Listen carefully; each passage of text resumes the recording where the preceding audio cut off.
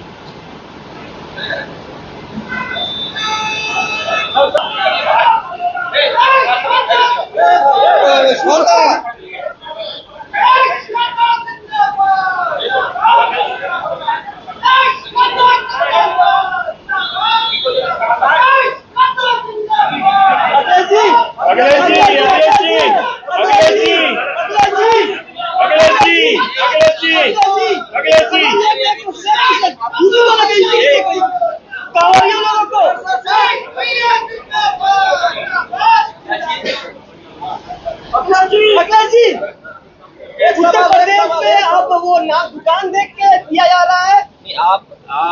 मैं धन्यवाद देता हूँ आपको जो आप मुझसे पूछ रहे हैं। पहले तो मैं आदरणीय दीदी जी का धन्यवाद दूंगा कि आज उन्होंने अपने शहीद कार्यकर्ताओं को याद कर करके मुझे बुलाया।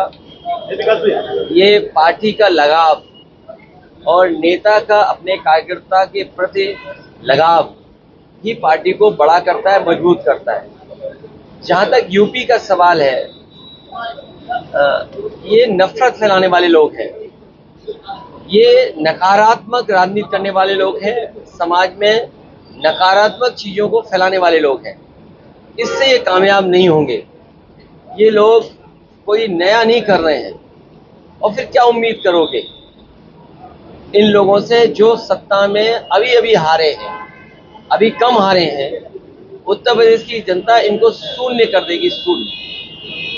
धन्यवाद।